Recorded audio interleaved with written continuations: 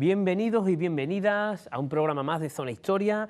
Hoy vamos a hablar quizás de uno de esos momentos de la historia de Cádiz un poquito oscuros y un poquito sangrientos, vamos a decirlo así. Y es que vamos a hablar de la Compañía Gaditana de Negros. Sí, vamos a hablar de esclavitud, de cómo se formó esta compañía y sobre todo de la huella que aún tenemos en nuestra ciudad. ¿Quieren saber más? Pues justo después de la cabecera.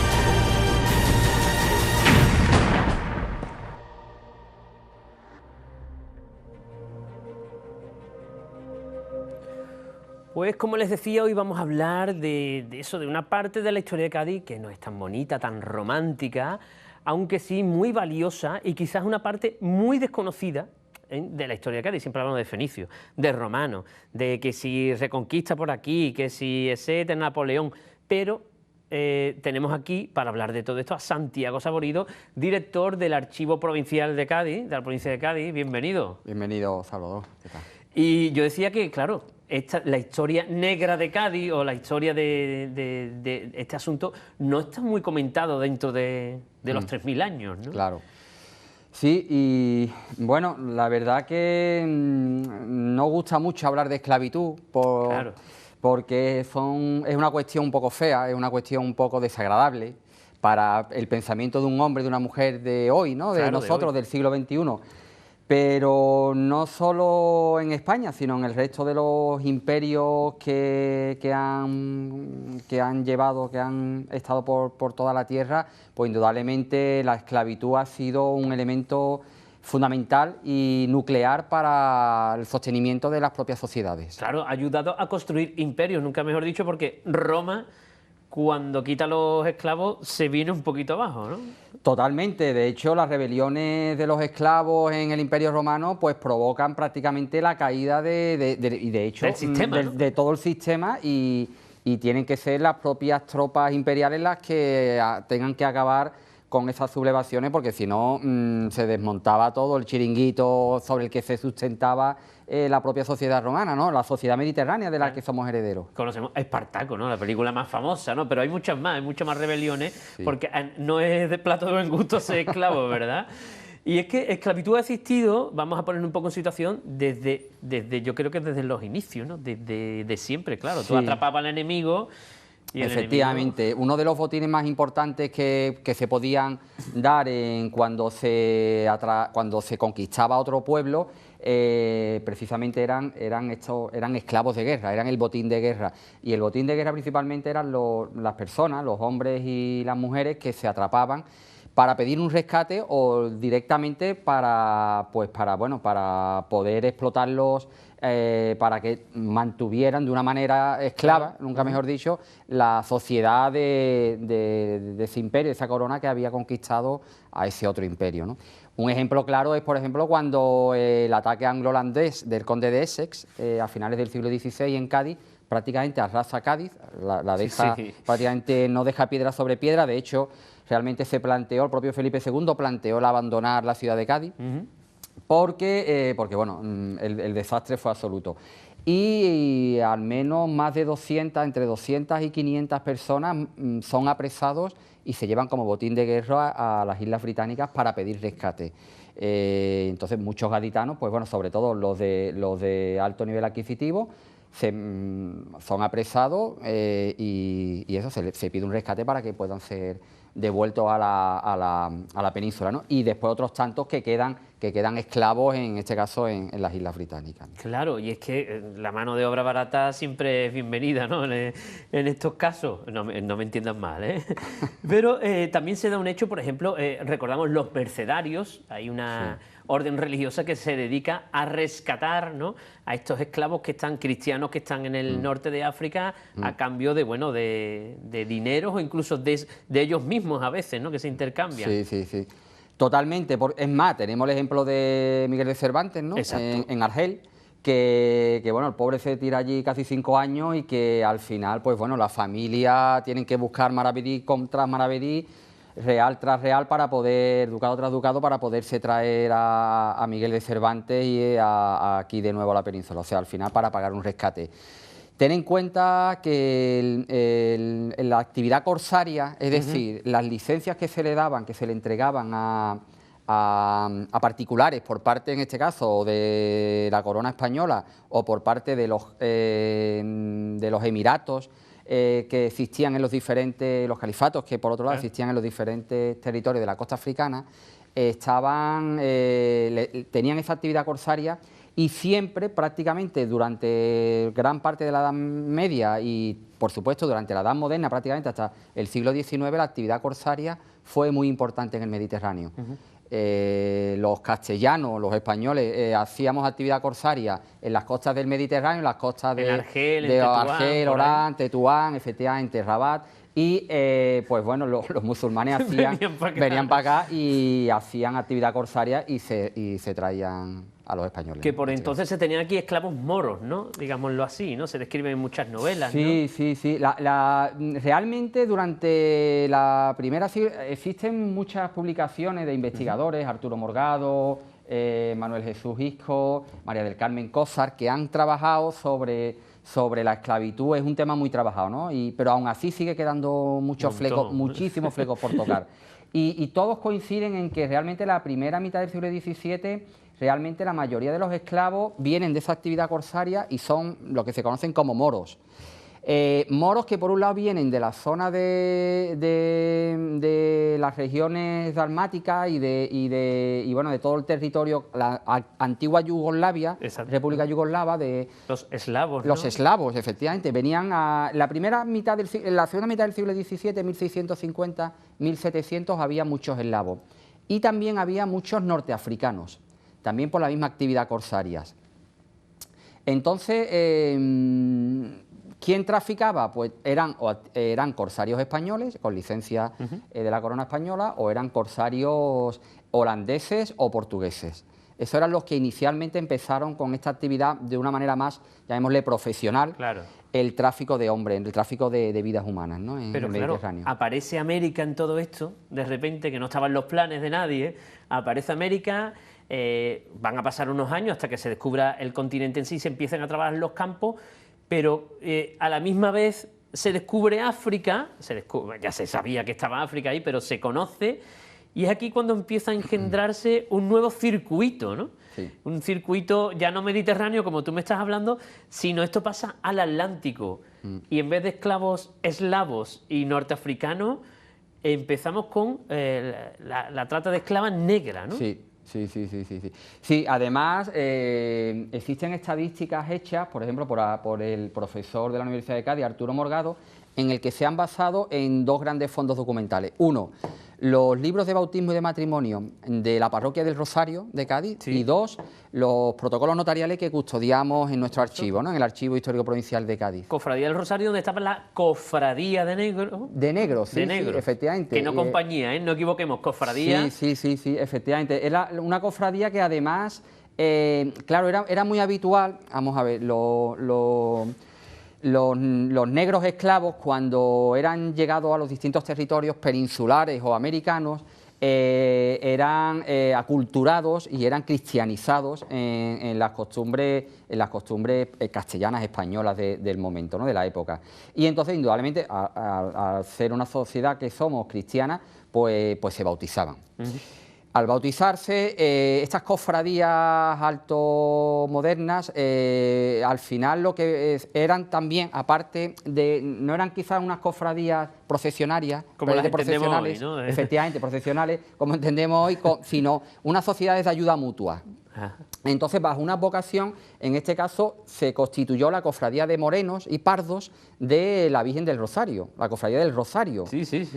Patrona de Cádiz, que fueron los primeros, curiosamente, los morenos, los negros, los que les rindieron ante el altar del Rosario, que inicialmente estuvo en lo que era la capilla de San Juan de Dios, que después posteriormente se trasladan a lo que después va a ser la iglesia del Rosario, que antes allí había una pequeña ermita, en lo que actualmente es la parroquia del Rosario, y que cuando el Rosario, la Virgen del Rosario se traslada al convento de Santo Domingo, donde a día de hoy reside, pues los morenos, los negros, acompañan a la Virgen y acaban sus días a finales del siglo XVIII, cuando ya la corona decide desmantelar estas cofradías de esclavos negros, que además no es solo una cuestión de Cádiz. Por investigadores que conocemos nos indican que al otro lado del Atlántico, en Cuba, en Puerto Rico, en el Perú, hay muchas cofradías de morenos y pardos y negros que utilizan este mismo sistema de defensa, de sociedades de autoayuda y de defensa. De solidaridad entre ellos, ¿no? Sí, claro. sí. Y bueno, ya conocemos más o menos un poquito de la huella, ya vamos adelantando la huella negra en Cádiz, pero yo te hablaba del circuito porque, claro, antes de ir al documento, porque hemos hablado de la cofradía y me hablabas que en el archivo también tenemos un tesoro, pero antes de eso, ¿cómo era el circuito de esclavos? Imaginamos, cuando no entendemos del tema, que desde Cádiz se va a África a coger esclavos negros y se llevan a América, pero no es así, ¿no? Desde aquí partía el barco con otro cargamento, ¿no? Sí, efectivamente, sí. Bueno, los esclavos negros entraron... a ver, Cádiz era puerto, en algunos recorridos era puerto de venta de esos esclavos negros y en otros no pasaban ni por aquí. Aquí solamente, que es del documento que vamos a hablar, solamente se hacía el negocio con estos Llegaban hombres, los papeles, ¿no? con estos pobres desgraciados, ¿no? con estos esclavos. Por un lado, hasta que la corona española reconoce la independencia de Portugal, porque si alguien realmente comercializó y sacó rédito fueron los portugueses. Los portugueses tenían en sus colonias africanas y sobre todo en sus territorios de dominio, Cabo Verde, Guinea, sobre todo todo el Golfo de Guinea, eso era eminentemente portugués y de ahí venía como ellos le llaman, las cabezas de negro, todo el gran bloque de comercio negro, de comercio africano. Entonces, hasta que España no reconoce la independencia realmente de Portugal, era muy curioso porque los negros, permítanme que hable así, sí, claro. los negros se llevaban desde África, desde el Golfo de Guinea al Brasil y después, en alguna ocasión, del Brasil se llevaban a Lisboa. ¿Qué hacían los corsarios españoles? Los esperaban en la zona del medio del Atlántico y robaban, hacían corsos, atacaban a los buques mercantes portugueses, cogían a esos negros, los apresaban y en vez de ir destino a Lisboa, los llevaban a Cádiz. Y aquí se comercializaban con esos negros. Eso fue una línea de llegada de esos negros principalmente en el siglo XVII, pero ya es el siglo XVIII cuando allí se ve realmente el potencial importante. La corona española, que siempre estaba a dos velas, llamémoslo así, pues necesitaba... Es verdad. Sí. Siempre España ha sido un país quebrado por multitud de aspectos, ¿no? Y entonces, pues, ¿qué sucede? Que regalaba, o daba asientos, que ahora hablaremos de lo que es un asiento. Sí, claro, quiero que nos lo expliques. Sí, daba asientos primero a españoles, pero después a ingleses, holandeses y africanos. ¿Qué es un asiento? Bueno, pues un asiento es algo más que una licencia.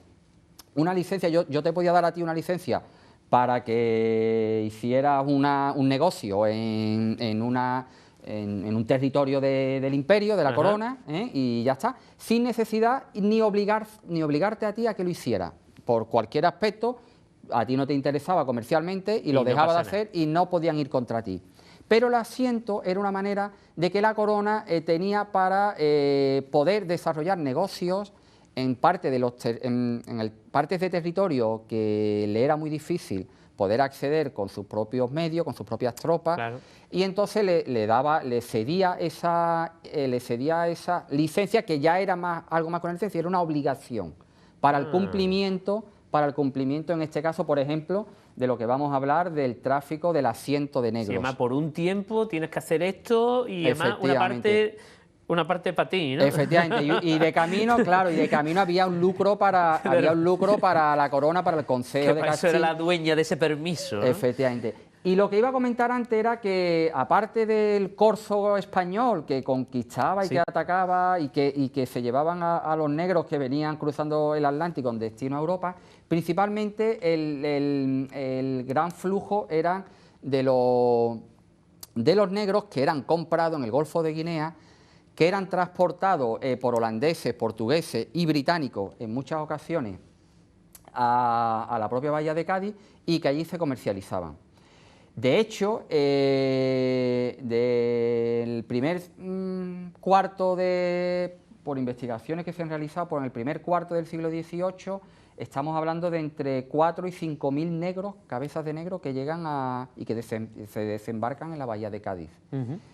Que probablemente estaríamos hablando de que entre 20 y 30 mil esclavos negros pudieron, porque solamente han sido unas catas en algunos documentos concretos. Claro, que no lo tenemos todo. No lo tenemos todo y realizar esa investigación de todo el fondo documental sería muy extenso. Y después realmente lo que fue el tráfico comercial fundamental, que ahí entra también nuestra compañía gaditana de negros, va a ser ya directamente el llevar los negros del Golfo de Guinea a los territorios caribeños. Y estos pobrecitos estaban ahí en su tribu del centro de África, sin saber nada del mundo. De repente unas fuerzas normalmente eran norteafricanos, ¿no? E incluso también otros negros, otras tribus, trabajaban para estos holandeses, ingleses y portugueses, los capturaban, los llevaban a la costa, los metían en un barco y ahí que van a Puerto Rico, ¿no? Que también era la base, ¿no? Que repartía, ¿no? Efectivamente. Sí, es muy curioso. A mí me gustaría comentar, leer a los televidentes, pues muy breve, porque los protocolos notariales que custodiamos en nuestros archivos realmente es de una riqueza, te transporta a la sociedad del momento. Son unas fotos fijas porque ahí se reflejan todos los negocios jurídicos, todas las obligaciones, todo el comercio que pasó por la ciudad de Cádiz, ¿no? Claro, en un principio cuando dicen protocolos notariales suena a tostón, y más cuando ustedes vean el libro lo verán, que es una cosa así, suena a tostón, pero trae una información dentro, cuando le sacas el jugo, que es que ves ese mundo, ¿no? ¿Y qué nos traes? Pues mira, por ejemplo, en un protocolo de Puerto Real de 1559, el siglo XVI, incluso mucho antes de lo que estamos hablando, se protocoliza la venta de una esclava niña de 8 añitos. 8 años. 8 años, que hacen un hombre y una mujer, no vamos a decir nombres. Da igual. Da igual. ¿Venden a esta esclava? Venden a esta esclava a otro vecino, en este caso un matrimonio de Puerto Real, a un vecino de Medina Sidonia. Pero es que la descripción es muy curiosa. Dice, es una esclavita guinea, tal cual como se escribe en el documento, esclavita guinea de color prieta, como el membrillo, el color del membrillo, ¿no? Nombrada Brígida López, el nombre que le dan, que solían darle el apellido de la familia que compraba la esclava, de edad de 8 o 9 años, poco más o menos, la cual vendemos por de buena guerra, que no es endemoniada, ni tiene gota coral, ni ojos claros, y de no ver, y no es ni borracha ni huidora, ni es otra enfermedad alguna encubierta que tenga, porque de todas ellas vos nos aseguramos y os la vendemos. ¡Hala! Era muy curiosa. Y después, 100 años después, la venta de una madre y una hija esclava, Dominga y su hija Teresa, adquirida a bordo de un navío de guerra de negros en la bahía de Cádiz, probablemente de estos navíos holandeses, efectivamente, que venían del Corso y que se vendían aquí y que después ya se distribuían por todo el territorio europeo. Y dice, la venta de las esclavas en esta escritura, los detalles son explícitos y tal cual, esclava de color negro, de altura delgada, con señales de piquetes, se les marcaban como el ganado, en forma de piña en las sienes, nombrada Domingo de la Candelaria, con una cría, su hija, color membrillo cocho, de edad de añito y medio, nombrada Teresa, que compré en la bahía de Cádiz a bordo de un navío de negros que no hubo escritura. Añito y medio, madre mía. Efectivamente. Madre mía. Entonces un reflejo... Y como estos cientos. Miles. Yo montando el programa, preparando el programa, también vi uno de se vende caballo, se vende sanguijuela y luego abajo se vende negra. Normalmente muchas mujeres, ¿no? Que venían para el servicio, ¿no? Más que nada. Sí, aquí los negros en Cádiz y en Europa era más para el servicio doméstico, por supuesto. Más que para el trabajo del sí, campo, sí, ¿no? Realmente los negros, el 80% de los negros que fueron apresados y esclavizados en el Golfo de Guinea se mandaron a los territorios americanos. O sea que si te cogían en aquella época, más vale que te mandaran para Europa, Sí. a no ser que tuvieras un dueño que fuera un bueno, a cocinar, a que te mandaran para América, que sí que lo ibas a pasar Sí, regular, sí, ¿no? sí. Y tú me decías, porque tenemos algo preparado, que los marcaban con piquete. Y es que tenemos una especie de sello, para que usted me entienda, como el ganado, y tenemos uno por ahí que, si ustedes recuerdan el logotipo del Gran Teatro Falla, este que ponen en las cortinas de GTF, pues vean el siguiente. Se parece bastante, ¿verdad?, al del Gran Teatro Falla. Pero, sin embargo, Santiago, este también es muy gaditano, ¿verdad? Esa G es de gaditana. Sí. Efectivamente, la Compañía Gaditana de Negro, este era el piquete con el que se marcaba a estos pobres hombres y mujeres, ¿no? Sé que está en Sevilla, en el Archivo de India. Esto está sacado del Archivo General de India, pero después en los propios documentos que tenemos en los protocolos, no sé si lo habréis grabado, hay algunos sellos de placa, hay algunos sellos sobre lacre, donde aparecen encima de los documentos los propios sellos de la compañía con los factores británicos que se dedicaban al negocio. Madre mía, qué pesadilla todo esto, ya ven ustedes, ¿no? Pero vamos a ir al protagonista de todo, que es la compañía, y claro, esto tiene algo físico en Cádiz, aparte de la Cofradía de Negro, de la Cofradía de la Virgen del Rosario, incluso en el coro de la iglesia de Santo Domingo, si algún día tienen la oportunidad de subir, en los asientos hay cabezas negroides. Nos contaba el padre Pascual Saturio en una visita que probablemente fueran tallados por artesanos, bueno, pues, negros en este caso, porque llamaba mucho la atención. Pero fuimos al archivo provincial, evidentemente, que es de acceso público, y allí tienen vamos a llamarlo así, un libraco, porque, claro, tú nos hablas de las actas notariales, que nos decía tu compañero allí, que claro, era el resumen del trabajo de un año, de un notario, claro, aproximadamente, ¿no? Sí, todo lo que ibas reuniendo, y bueno, grabamos imágenes que las iremos viendo mientras hablamos. Ahí el lomo, que tiene unos 300 años aproximadamente, ¿no? 1760. Este es de los pequeños, ¿eh? Este es de los pequeños. Sí. Y, claro, cuando ves esto, uno puede creer que este libro entero es entero de la cofradía. No es así, ¿no? Ahí hay de todo, ¿no? De todo. Sí, en un protocolo notarial es como, bueno, es la agenda, imaginemos que tenemos una agenda que empieza el 1 de enero y acaba el 31 de diciembre. Pues ahí están cosidas todas las escrituras que el escribano, actualmente llamado notario, iba redactando desde el 1 de enero hasta el 31 de diciembre. Si el 1 de enero había una compraventa de esclavos, se escrituraba una compraventa de esclavos, como estamos viendo ahí. Ahí vemos que además aquí esta era la primera que tú me señalabas, sí, con las firmas. Efectivamente, ahí están las firmas de los socios, de la constitución de la sociedad. Una sociedad que se va a llamar la Compañía Gaditana de Negro, Aguirre, Arístegui y Cía. Aguirre y Arístegui, que son dos de los miembros que firman esta constitución, ¿no?, de compañía. Esto es de 1765, pero yo creo que ya en 1760 andaba la cosa calentándose, porque la corona le dio la oportunidad, lo tengo yo por aquí, a los portugueses en el 17, al final del 17 a los holandeses, que no lo hicieron muy bien, y luego a la Compañía Real de Guinea de Portugal. Pero llegaron los Borbones y se cortó ahí el rollo. Claro, al final había mucha presión, porque claro, los españoles, sobre todo es curioso, porque en esta compañía y en otras compañías, los vascos todos eran vizcaínos. Claro, hemos visto los apellidos. Todos eran vizcaínos. Bueno, en esa época se les llamaba... Aguirre, Arístegui... Sí, Aguirre, Arístegui, Uriarte, Ortuño, que fue marqués de Villarreal de Purullena, Goicoa, Enrile...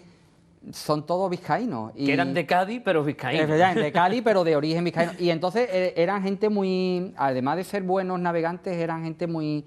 que se lanzaban mucho a los negocios. Y entonces, pues claro, vieron aquí una oportunidad y Miguel de Uriarte fue el que, después de muchos años de dimes y diretes con el Consejo de Castilla y presionando a la corona, pues bueno, pudo conseguir el asiento de negros. Claro, después de los ingleses, los holandeses, los portugueses dijeron, vamos a intentarlo nosotros. Y ahí que se animaron, lo consiguen, como tú me decías, después de los dimes y diretes, ¿no? Le costó bastante conseguirle. Y sobre todo es Uriarte, ¿no? El que tira para adelante. Miguel Duriarte es el que tira para adelante, pero es curioso porque no aparece su nombre. No aparece su nombre en la compañía. A mí sí, al final la compañía no tiene su nombre. La compañía es Aguirre, Arístegui y compañía. No sé por qué no aparecería su nombre, pero bueno, está claro que él firma en la constitución de esta compañía y aparece después en otros documentos. Pero en otros documentos que tenemos de más, en ese mismo protocolo, en otros poderes notariales que hay a factores o a comerciantes británicos, pues nos encontramos con que siempre va a ser Aguirre el que firma como representante o, llamémosle, director empresarial de la compañía, ¿no? Y bueno, es curioso. A mí me gustaría destacar... Por supuesto. Sí, el tema de, por ejemplo, hay una serie de documentos con factores. Los factores son los representantes comerciales, ¿vale? Y hay una serie de documentos, hay una serie de textos que yo creo que son muy curiosos, que se refleja claramente qué parte de la mercancía se quería comprar. Y se dice, tal cual, que no se han de admitir mujeres paridas, ni con el pecho caído, llamado por los portugueses a estas mujeres con el pecho caído, que probablemente ya estaban preñadas y ya eran madres, eran talabarderas, le llamaban así. Dice, así como ningún negro estropeado, ciego, enfermo ni enfermizo, ni de ombligos levantados, llamados comúnmente ombligones, por estar quebrados. Claro, por tanto, una hernia. Una hernia, no servían para trabajar. Y dice, y además los negros, que serán los negros los de la nación carabalíes, pero no a los de la nación vivíes, que tienen los dientes como sierra, ni a los ambrichi, pero sí a los musangáes, tampoco a los negros mondongos, ni a los angolas, pero sí a los minas, a los mandingas, a los chalaes, a los araraes, a los lucumíes. Todas las tribus, ¿no? Todas las tribus. Y dice, y se remitirán a Puerto Rico bajo bandera inglesa u holandesa. ¡Hala! O sea, que evidentemente querían mujeres jóvenes, sanas, que si tuvieran niños los tuvieran aquí y gente que no estuviera ni quebrada. El de los dientes de sierra, me da hasta repelú. Pero claro, indica todo esto. Santi, lo vamos a dejar aquí. Ahora a la vuelta vamos a entrar de lleno en este libro que hemos visto y vamos a hablar de todo este tráfico de esclavos negros. Así que ya saben, si quieren saber más, justo después de la publicidad.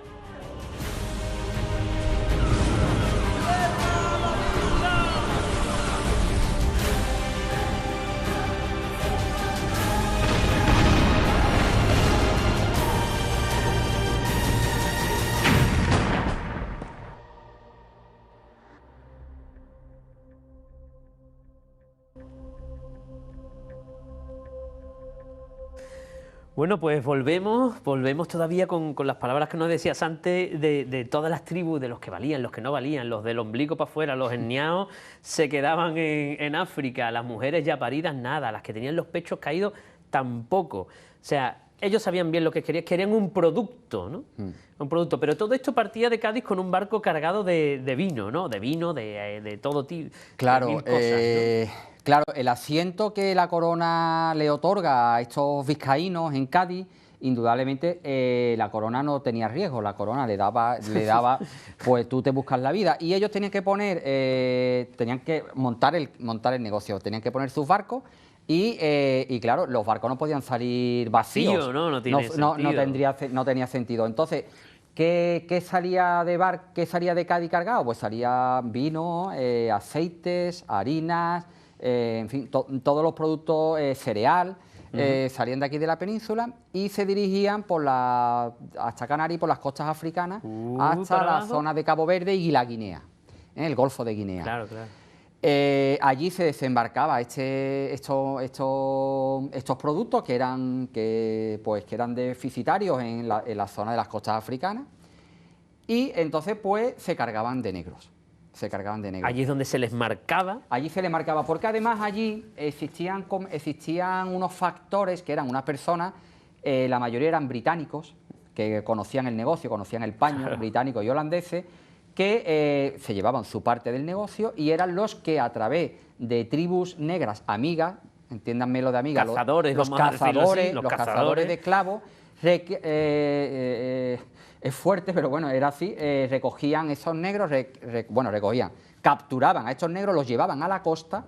Además se establece claramente en el documento cómo lo tienen que hacer y dónde lo tienen que hacer, en qué tipo y cómo los tienen que meter en los barcos. Los cargaban en los barcos, algunos con bandera española, otros con bandera inglesa, otros con pabellón holandés, sobre todo holandeses, británicos y en menor caso españoles, sobre todo porque los navíos británicos y holandeses tenían una mayor carga para poder meter más hombres. Claro, y las condiciones ahí en el barco, horrible, lo peor, ¿no? Está la película Amistad, que hizo Spielberg, que bueno, tiene sus cosas, pero ahí donde se ve... Efectivamente. El propio documento, en el propio documento que está en el protocolo notarial nuestro de Cádiz, ellos ya tienen claro que van a morir muchos. Es más, lo dicen que... Las pérdidas, ¿no? Las pérdidas. Claro, al igual que se estropea un saco de trigo o de tal, pues van a caer muchos negros y muchas negras. Y entonces que incluso que si se tocan puertos británicos en la zona de la Guayana, en la zona del Caribe, que se puedan sustituir las pérdidas por otros negros, pero además negros que sean africanos, no nacidos en el Caribe. Ya en América. Sí, porque como que ya no están tan fuertes, ya no son tan valerosos. Frescos, digamos, que no estén viciados. Efectivamente, quieren carne fresca para trabajar en las tierras, las plantaciones. Cuando se dejan a estos negros en la factoría principal de la compañía gaditana, que era Puerto Rico, de Puerto Rico se distribuye al resto de los territorios hispanos. Cartagena de India, Portobelo en Panamá y por supuesto Cartagena de India, ¿no? Cartagena de India y también el puerto mexicano de Veracruz. Veracruz. El puerto de Veracruz. Pero claro, los barcos cuando ya habían descargado a los negros tampoco se podían venir a Cádiz, no podían cruzar el Atlántico vacío, entonces aprovechaban y llenaban las bodegas con maderas preciadas, claro, todas las vigas que tenemos en estas casas de caoba y todo venía en estos barcos. Efectivamente. Y después, como no, con todo especias, frutos tropicales. Todo lo que pudiera traerse. Una logística, ¿no? Un triángulo que siempre el barco iba cargado. Claro. Pero, Santiago, esto, por lo que se ve a la compañía de negros, que también vimos en el libro, en las actas, esta compañía creo que duró unos 10 añitos o algo así, incluso menos, y esto fue un desastre, ¿no? Sí, realmente duró poco, se inicia en 1765 y acaba en 1772. 1700, o sea, prácticamente no llega ni a 10 años. Y entra en quiebra porque realmente los negros, el negocio con los negros, con los esclavos, no daba los beneficios eran pingües y entonces realmente no rentaba, rentaba más bajar vino y aceite a Cabo Verde o traerse café o palo de Campeche de América a Cádiz que traficar con los negros, sobre todo porque había que pagar a muchos factores, a muchos representantes. Había que pagar el holandés que estaba ahí en África, todo el mundo mangaba, ¿no? Todo el mundo cogía y al final, claro, los vizcaínos dijeron, nosotros nos estamos arriesgando, estamos poniendo el barco, estamos poniendo, si se nos muere el 30-40% de la carga, con perdón, de estos hombres, de estas mujeres, pues no lo podemos recuperar y entonces al final, pues bueno, los socios empezaron a echarse para atrás. Y ya, pues en 1789, el rey español Carlos IV liberaliza el comercio de la esclavitud y entonces ya no tenía sentido los asientos porque cualquiera podía traficar. Cualquiera podía negociar. Podía negociar y traficar con esclavos. Claro, pero, o sea, que esta compañía, que tiene mucho renombre porque suena muy fuerte, ¿no? Sobre todo nosotros que vivimos aquí, duró sus 10 añitos y se sabe más o menos cuánto, que esto es muy difícil de calcular, pero cuántas almas, cuántas personas traficaron con ella. Sí, bueno, inicialmente se habló, el documento, el asiento, otra cosa es al final nunca se sabrá, pero bueno, si nos hacemos eco de lo que dicen los documentos, se hablaba de 2.500 negros al año durante 10 años, o sea, podrían haber transportado hasta 25.000 negros. en los 3 primeros años llegaron a Puerto Rico 7.000 negros. Guau. 7.000 negros transportaron la Compañía Gaditana de Negros, pero realmente a mí me gustaría dejar claro que fue ínfima.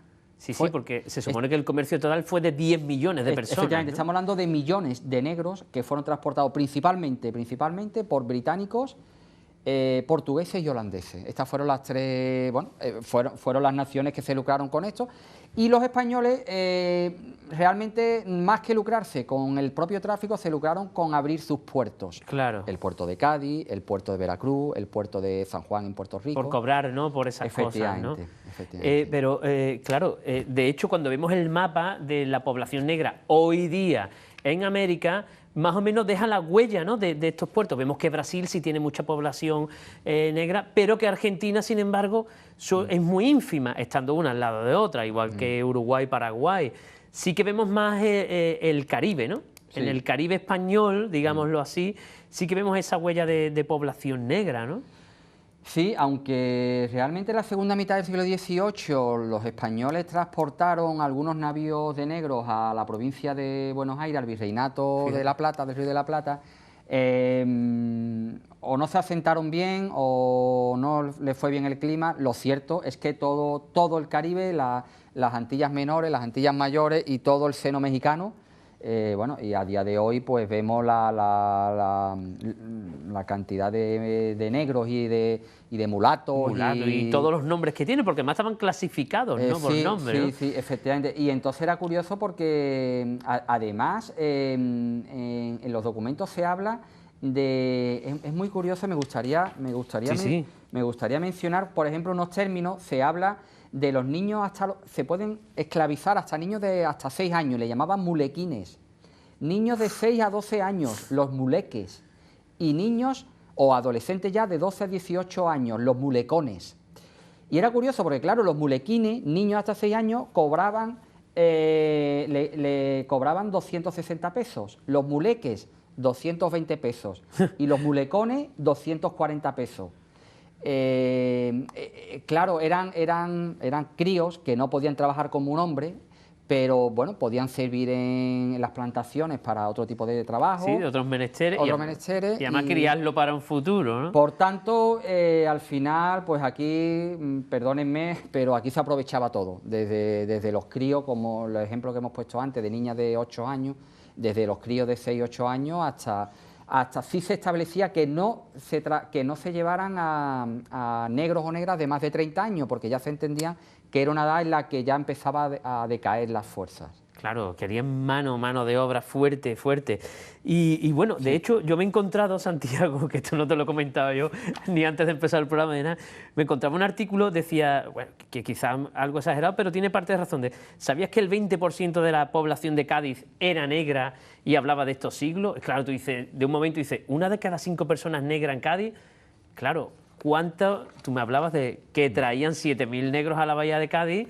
Sí. Muchos desembarcaban por el Callejón de los Negros, que por algo tiene nombre, en la fábrica de tabaco, ese espigón que había ahí, sí, donde dormían a la intemperie.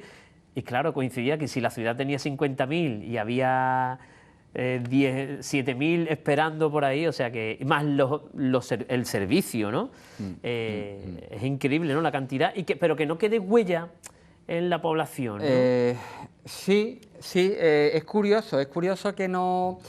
al menos no la huella que quizás veamos en los territorios caribeños, ¿no? De esos mulatos, de esos mestizos, claro. Que podemos ver perfectamente en Cuba, en Puerto Rico, yo qué sé, en Panamá, en la propia México, ¿no?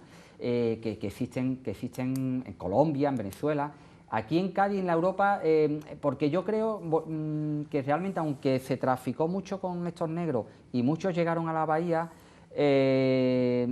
tal como iban llegando, pocos se quedaban aquí y pocos porque se distribuían al resto de territorios. Nosotros tenemos el aeropuerto, ¿no? Sí, para repartir. Claro, ¿no? y las cantidades eran de negros que se quedaban aquí, que indudablemente se quedaron porque lo hemos hablado antes de esta cofradía de negros que hubo del Rosario, pero realmente las cantidades tuvieron que ser pequeñas y por supuesto se aculturizaron, se cristianizaron y se mezclaron con población castellana, con población blanca. E incluso yo he encontrado varias cosas de algunos pueblos de Huelva y de Sevilla, donde todavía en algunos barrios quedaban personas con aspecto, ¿no? Sí. Digámoslo así, ¿no? negroides, con las narices y tal, y algún familiar mío que recuerdo yo ahora. E incluso en el puerto de Santa María, la ciudad de nuestra provincia, en 1951, tengo yo aquí que falleció la famosa, allí es muy famosa, Cándida la Negra. Ella nació esclava, estos niños que vendían, nació esclava a finales del 19 y murió en el 59, muy anciana, era muy pobrecita, y existen fotografías que la estaremos viendo ahora mismo, donde se la ve y la gente, bueno, pues la saludaba porque era lo poco de huella que quedaba de aquello, ¿no? La verdad que es un aspecto alucinante que queda de todo esto, pero sin embargo no... Sí, sobre todo porque además la esclavitud hasta mediados del siglo XIX, aunque con la Constitución de Cádiz se intentó quitar. Se intentó quitar. Aquí hay documentos de la familia de los Martínez, que fueron una familia gaditana que se siguió lucrando hasta casi 1850. Bueno, hablaban muchos escritores cuando venían a Cádiz que el más rico era un esclavista que vivía en Calle Ancha y que era un todopoderoso, con otro que había en Málaga también, que eran... Claro, probablemente estarían hablando de los Pedro de Martínez o Diego Martínez, que eran, llamémosle, de los últimos esclavistas, que esos sí se lucraron, se les vino bien porque además esto ya... Aunque la esclavitud estaba prohibido, esto lo metían por aquí y por allí con banderas diferentes, y traficaban de una manera irregular, incluso la propia corona hacía la vista gorda porque también todo el mundo se lleva tajada, ¿no?, de este comercio. Claro, porque empezaron los ingleses como a prohibir la cosa francesa y tal. Nosotros como que íbamos renqueando hasta que, no sé si fue Moret, ¿no?, o 1870 y algo, ahora se me está yendo la cabeza, cuando ya se prohíbe en serio, no solo en España, sino también en las provincias. Es decir, ya se le dice a Puerto Rico, oye, que se llama libertad de vientre, ¿no?, o, que ya los nacidos tenían que nacer libres. Libres. O sea, ya ahí se acabó, ¿no? Claro, porque realmente, bueno, la esclavitud indudablemente nos tiene que avergonzar como sociedad humana, pero bueno, yo creo que es importante que también que los que nos están viendo entiendan que bueno, la sociedad del siglo XVII y del siglo XVIII no tiene absolutamente nada que ver con nuestra sociedad del siglo XXI. Y el tráfico de hombres, como tú bien apuntaste al principio del programa, la esclavitud era lo que ha soportado, desgraciadamente, la evolución de los grandes imperios. Y bueno, ya te comentaba que nuestros protocolos notariales están llenos de miles de compraventas, de esclavos, como tú comentabas. Algo habitual. Algo habitual. En un documento se vendían 2 mulos y en el siguiente documento se estaba vendiendo una negra. Sí, ¿no? sí, ya te digo, yo vi lo de Sanguijuela y abajo se vende negra. Te quedaba impresionado. Además decía con leche, como porque había sido madre con 1 año, y claro, tú decías, pues es útil porque tengo una cría y le puede dar una ama de cría, ¿no?, la puede amamantar, ¿no? Se veía todas las posibilidades en estas personas que evidentemente carecían de derechos humanos, aunque ya en la España de finales del siglo XIX se va cambiando el asunto. Y bien, Santiago, tenemos en la mesa un montón de libros que los televidentes no ven. Y es que hay uno muy interesante, porque todo este programa surge de que el año pasado, en el Archivo Provincial, que de vez en cuando pone sus exposiciones, ahora un poquito está la cosa recortada, ¿no?, todos lo entienden, pero se celebró hace 1 año el documento destacado, en este caso era la Compañía Gaditana de Negros, Aguirre, Arístegui y compañía, donde, bueno, te enseñan no solo el documento, sino que están ellos allí para explicarlo, y súper interesante. Ahora está el de, bueno, el descubridor de la isla de Alcatraz. La isla de Alcatraz, que haremos un programa sobre ello, ya está firmado, ¿eh? Ya es marronado a otro compañero tuyo. Muy bien. Pero claro, al lado de este libro, del libro que hemos visto en pantalla, bueno, aparecía este de aquí, la Compañía Gaditanas de Negro, que es de los años 70, de Viviano Torres Ramírez. Y claro, justamente este año de casualidad sacaron la nueva edición, que la tienen ustedes en cualquier biblioteca de Cádiz, la pueden encontrar, tiene un precio bastante asequible, y fueron de los primeros estudios, ¿no?, que salieron sobre ello, ¿no? Sí, era un profesor de la Escuela Iberoamericana del CSIC, y él estuvo investigando esta compañía, Y bueno, realmente es un estudio muy pormenorizado. Bueno, aquí hemos dado unas breves pinceladas, pero es un documento, un estudio muy pormenorizado de este asiento a estos gaditanos vizcaínos, que realmente es un reflejo mínimo de lo que fue el gran comercio de los esclavos, ¿no? De la Claro, esclavitud. esto fue esta compañía, pero es que tú me tienes ahí más Claro, cositas. aquí tenemos, por ejemplo, un clásico del profesor Arturo Morgado, una metrópoli esclavista. Es de lo más completo y ahí realmente es un reflejo muy claro de muchos de los datos que aquí hemos hablado. Es como el puerto de Cádiz es el puerto que recibe también a los esclavos, pero sobre todo es el puerto desde el que se mueve gran parte del negocio esclavista, ¿no? Muy bueno este libro, ¿eh? De Morgado, muy bueno, muy bueno. O estos profesores de...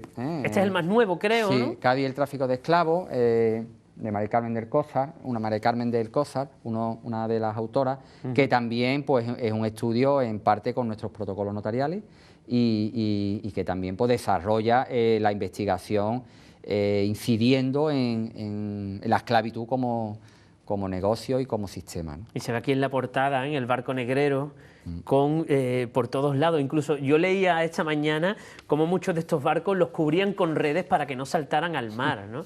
Y no les voy a hablar de las condiciones dentro del barco porque no son horas. La verdad que imagínense lo peor, ¿no? Imagínense lo peor de estar unos 20 días, unos 15 días, depende de la mar, enclaustrados ahí en un barco donde la comida o la sanidad, los servicios, etcétera, a una persona que está en la selva que de repente te metan en un barco, ¿no? Imagínense pues las condiciones, ¿no? Enfermedades, ratas, niños, hombres, mujeres, una locura sí. Que sepan que no se repite por este lado, pero que actualmente se dice que hay todavía millones de esclavos en el mundo y que tenemos que luchar siempre, poner mala cara a esas cosas. Y Santi, yo te metía, hablábamos antes del programa, porque hay un poquito más de huella negra en Cádiz, ¿no? Aparte de la compañía, de la cofradía, que nunca nos debemos mezclar, nada que ver la una con la otra. Y es que teníamos el Callejón de los Negros, por el que ya hemos dicho que transitaban de salida y entrada, pero también hay una cosa que más está muy extendida por internet. Ramón Solís, historiador gaditano, nos contaba la leyenda de la cabeza del negro, sí, ¿no? El esclavo negro que mata a su dueño porque supongo que no lo trataría muy bien. No vamos a entrar en eso, no estábamos ahí. La cuestión es que el negro es ajusticiado, le cortan la cabeza y la clavan en una pica. Una cosa muy bonita. Sí, sí, sí.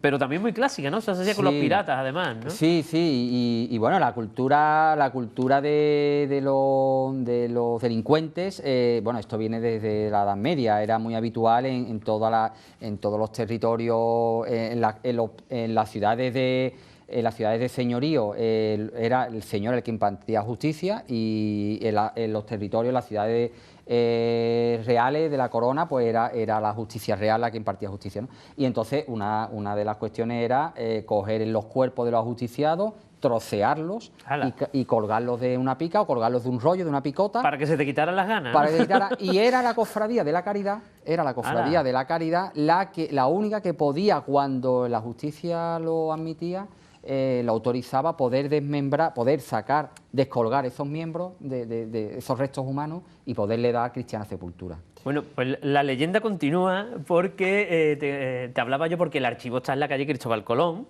que tienen ustedes que visitarlo ya por el edificio, por el archivo y por el personal que hay, por todo, ¿no? Y es que en esa calle se llamaba Juan de Andas, un señor que hacía, bueno, tablamentos de madera, las andas, ¿no? Pero claro, yo que vivía en esa calle, Santi lo sabe, yo dije, ¡guau! Uy, esta calle comienza por una que empieza por C del Negro. Claro, y no era el Callejón de los Negros, y yo ahí me volví loco, y luego averigüé que era la calle Cabeza del Negro.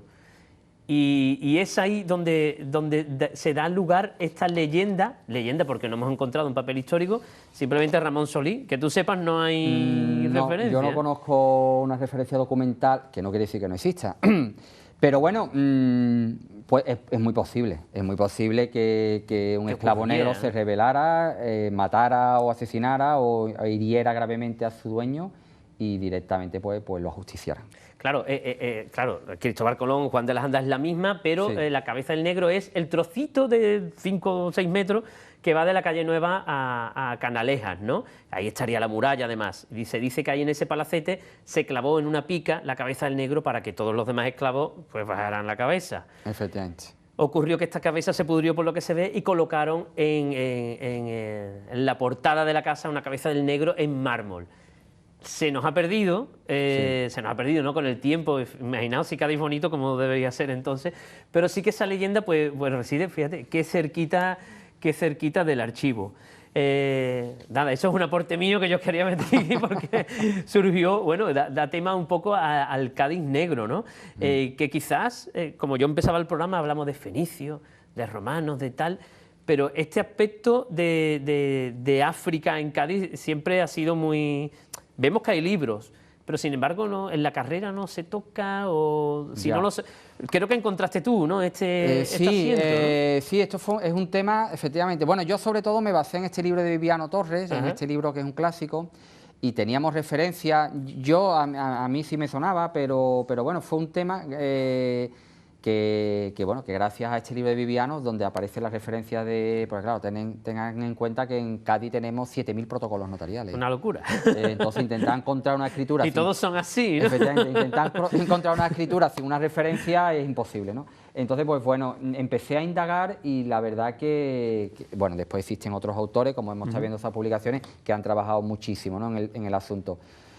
El tema de la esclavitud, yo creo que como todos los temas históricos tenemos que estudiarlo, tenemos que comprenderlo en su medida, contextualizarlo en su punto histórico y sobre todo, algo que siempre decimos los historiadores, para que lo entendamos y para que no se vuelva a producir más, ¿no? Pues eso, nos vamos a quedar con esa lección, que no se vuelva a producir más. Mejor mirar al pasado que no mirar al presente en estas cuestiones cuando esto. Muchas gracias, Santiago, por venir por el atraco que te hice mano armada. ya lo entenderán ustedes. A vosotros por invitarnos. Nada, y ustedes nada, justamente aquí, dentro de 7 días, para conocer más aquí en Zona Historia.